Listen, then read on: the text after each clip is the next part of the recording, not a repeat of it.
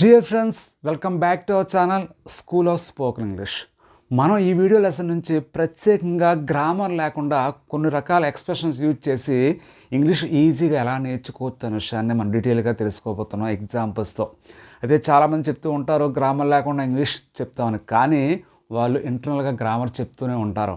మనం అలా కాకుండా గ్రామర్తో అవసరం లేకుండా గ్రామర్ జోలికి వెళ్లకుండా సింపుల్గా కొన్ని రకాల ఎక్స్ప్రెషన్స్ యూజ్ చేసి ఇంగ్లీష్ ఈజీగా ఎలా నేర్చుకోవచ్చు అనే విషయాన్ని ఎగ్జాంపుల్స్తో ఈ వీడియో లెసన్ నుంచి ఒక సిరీస్ రూపంలో మనం తెలుసుకోబోతున్నాం. ఫస్ట్ ఈ వీడియో లెసన్లో బి అనే ఒక వర్డ్ తీసుకొని ఆ వర్డ్ తర్వాత ఆ వర్డ్ ముందు రకరకాల వర్డ్స్ యాడ్ చేసి ఎన్ని రకాలుగా ఎక్స్ప్రెషన్స్ మనం యూజ్ చేయొచ్చు అనే విషయాన్ని మనం ఇప్పుడు ఎగ్జాంపుల్స్తో తెలుసుకుందాం. జనరల్గా బి అంటే ఎవరైనా ఏదైనా ప్రస్తుతం కానీ భవిష్యత్తులో కానీ ఉండుట అనే విషయాన్ని తెలియజేయడం జరుగుతుంది. దాని యొక్క మీనింగ్ బి అంటే ఉండుట, ప్రెజెంట్ కానీ ఫ్యూచర్లో కానీ. ఇక్కడ చూడండి, బీ హియర్ అంటే హీర్ అంటే ఇక్కడ, బీ హీర్ అంటే ఇక్కడ ఉండు అని చెప్పి అర్థం. అయితే ఇక్కడ మీకు ఒక డౌట్ రావచ్చు, ఎవరు ఉండాలి అని చెప్పి మనం చెప్తున్నాం అని. ఇవి గ్రామటికల్గా చూసుకుంటే ఇంపరేటివ్ సెంటెన్స్ అంటారు. అంటే ఇక్కడ యూ అనేది అండర్స్టూడ్గా ఉంటుందంటే నువ్వు లేదా మీరు అని చెప్పి దాని యొక్క అర్థం. అంటే నువ్వు ఇక్కడ ఉండాలి లేదా మీరు ఇక్కడ ఉండాలి, నువ్వు ఇక్కడ ఉండు మీరు ఇక్కడ ఉండాలి అని చెప్పేటప్పుడు ఇలా మనం బీ హియర్ యూజ్ చేస్తూ ఉంటాం. ఇక్కడ యూ అనేది ఆల్రెడీ ఉన్నట్టే. అంటే మనం తెలుగు కూడా చెప్తూ ఉంటాం ఇక్కడ ఉండు అంటాం, అంతే తప్ప నువ్వు ఇక్కడ ఉండని చెప్పి అనం. అలా ఇంగ్లీష్లో కూడా ఆ నువ్వు అనేదాన్ని యూ అనేదాన్ని మనం చెప్పకుండా ఇలా అంటూ ఉంటాం. బీ హియర్ అంటే ఇక్కడ ఉండు, లేదా బీ దేర్ అక్కడ ఉండు, ఎక్కడ ఉండు అక్కడ ఉండు అంటే నువ్వు ఇక్కడ ఉండు లేదా నువ్వు అక్కడ ఉండు, లేదా మీరు ఇక్కడ ఉండండి లేదా మీరు అక్కడ ఉండని చెప్పి ఇలా మనం బీ హియర్ బీ దేర్ అని చెప్పి మనం చెప్తూ ఉంటాం. నెక్స్ట్ వన్, ఒక టైంకి ఉండు అని చెప్పేటప్పుడు ఈ బీ తర్వాత ఆ టైం మనం యూజ్ చేయొచ్చు. తర్వాత ఎట్ యూజ్ చేస్తుంటాం. చూడండి, be at 4 o'clock, be at 4 o'clock అంటే టైం ముందు ఎట్ యూజ్ చేయాలి. ఎందుకంటే పలానా సమయం అని చెప్పేటప్పుడు ఎట్ మనం ఖచ్చితంగా యూజ్ చేస్తుంటుంది. బీ ఎట్ 4 o'clock 4 గంటలకు ఉండు, బీ ఎట్ 7 o'clock 7 గంటలకు ఉండు అని చెప్పి ఇలా చెప్పొచ్చు. దాన్ని ఇంకాస్త ఎక్స్టెండ్ చేస్తే be at 4 o'clock in the morning ఉదయం 4 గంటలకి ఉండు, be at 7 o'clock in the evening సాయంకాలం 7 గంటలకి ఉండని చెప్పి మనం చెప్తున్నాం. చూడండి, ఈ రెండింటిని కంబైన్ చేద్దాం. Be here at 4 o'clock in the morning, ఇక్కడ 4 గంటలకి నువ్వు ఉండు. అలాగే be there at 7 o'clock in the evening అంటే 7 గంటలకి నువ్వు ఇక్కడ ఉండు, అక్కడ ఉండని చెప్పి ఇలా మనం చెప్తున్నాం. Be at 4 o'clock, be at 7 o'clock. Okay, next లొకేషన్ని దానికి యాడ్ చేద్దాం. చూడండి, లొకేషన్ కూడా చెప్పేటప్పుడు మనం ఎట్ యూజ్ చేస్తుంటుంది. బీ ఎట్ ద టెంపుల్ అంటే గుడి దగ్గర ఉండు లేదా గుడి దగ్గర ఉండండి మీరు అని చెప్పి ఇలా చెప్పేటప్పుడు బీ ఎట్ ద టెంపుల్, లేదా be at the shopping mall, be at the shopping mall shopping mall దగ్గర ఉండు, గుడి దగ్గర ఉండు, లేదా బీ ఎట్ ద మార్కెట్ దగ్గర ఉండు.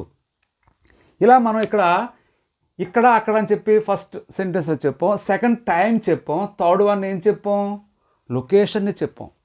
ఈ మూడింటిని కంబైన్ చేద్దాం. చూడండి, అంటే నువ్వు 4 గంటలకి షాపింగ్ మాల్ వద్ద ఉండని చెప్పి మనం చెప్పాలనుకోండి, అప్పుడు ఎలా చెప్పాలి, be at 4 o'clock in the evening at shopping mall, లేదా be at shopping mall at 4 o'clock in the evening అని చెప్పి మనం చెప్పాల్సి ఉంటుంది. ఎప్పుడైనా సరే in the morning, in the evening, in the afternoon అని చెప్పి మనం చెప్పాల్సి ఉంటుంది. ఓకే, ఇలా మనం టైంని లొకేషన్ని కంబైన్ చేసి ఈ విధంగా మనం చెప్పచ్చు. చూడండి, ఈ బీ అనే తర్వాత ఇటువంటి ఫ్రేజెస్ వర్డ్స్ వచ్చిన తర్వాత ఇలా రకరకాల అర్థాలు మనకి వస్తూ ఉంటాయి.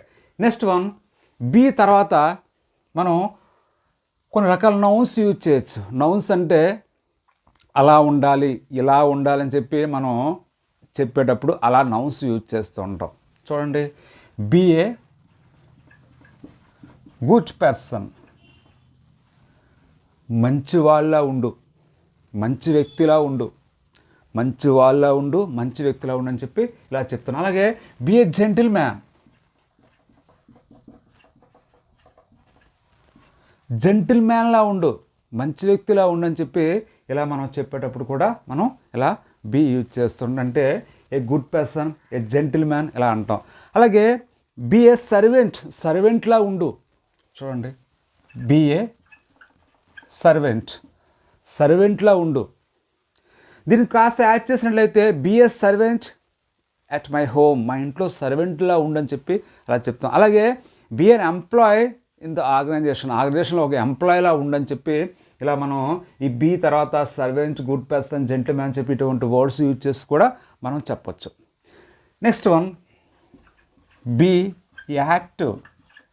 యాక్టివ్ అంటే ఏంటి? చురుకుగా ఉండు, అంటే చలాకీగా ఉండని చెప్పి చెప్తున్నాం. అంటే ఇక్కడ ఏంటి?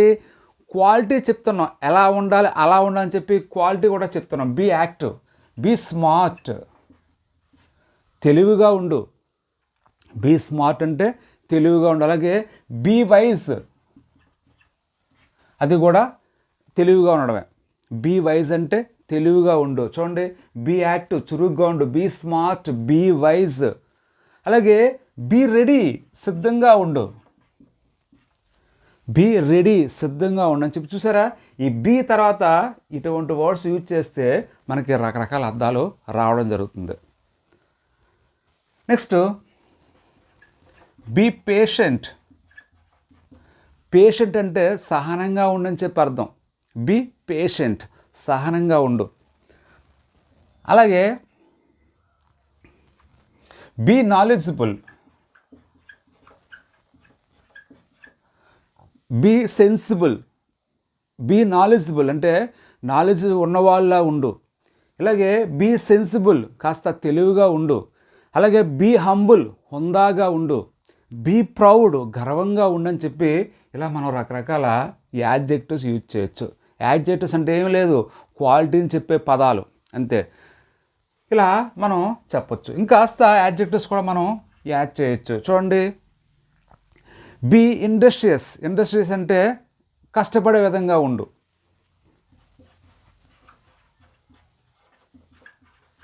అలాగే బీ కామ్, ప్రశాంతంగా ఉండు. లేదా బీ కూల్, కూల్గా ఉండు.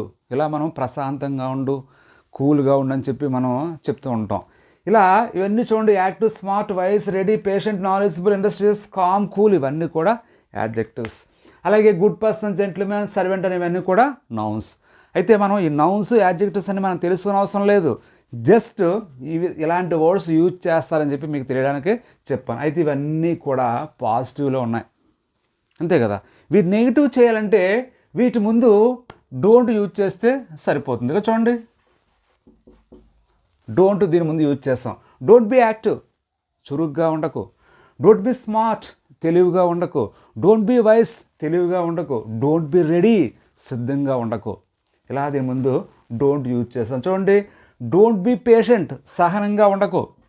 డోంట్ బీ పేషెంట్, సహనంగా ఉండకు. డోంట్ బీ నాలెడ్జబుల్, నాలెడ్జబుల్గా ఉండకు. అలాగే డోంట్ బీ ఇండస్ట్రియస్, కష్టపడకని చెప్పి ఇలా చెప్తున్నాం. అలా కాకుండా డోంట్ బీ లేజీ. చూడండి, డోంట్ బీ లేజీ అంటే బద్ధకంగా ఉండకు. ఇలా మనం వీటి ముందు డోంట్ యూజ్ చేస్తే నెగిటివ్ వస్తుంది. ఇక్కడ చూద్దాం, చూడండి, ఇక్కడ కూడా డోంట్ యూజ్ చేసి తెలుసుకుందాం. Don't be at the temple, temple దగ్గర ఉండకు. Don't be at the shopping mall, shopping mall వద్ద ఉండకు. అలాగే don't be at 4 o'clock at the shopping mall, 4 గంటలకు నువ్వు షాపింగ్ మాల్ దగ్గర ఉండకని చెప్పి ఈ 2 సెంటెన్స్ని కంబైన్ చేసి చెప్పొచ్చు. అలాగే don't be a good person. చూడండి, don't be a good person, good పర్సన్లా ఉండకు. డోంట్ బీ ఏ జెంట్ల్మ్యాన్, జెంట్ల్మ్యాన్లా ఉండకు. అలాగే డోంట్ బీ ఏ సర్వెంట్, సర్వెంట్లా ఉండకని చెప్పి ఇలా మనం నెగిటివ్ చేయాలంటే వీటి ముందు డోంట్ యూజ్ చేస్తే సరిపోతుంది. ఇంకాస్త మనం సెంటెన్స్ లెంగ్తీగా నేర్చుకోవాలనుకున్నట్లయితే ఈ డోంట్ ముందు కూడా కొన్ని రకాల మనం ఎక్స్ప్రెషన్స్ యూజ్ చేయొచ్చు. చూడండి,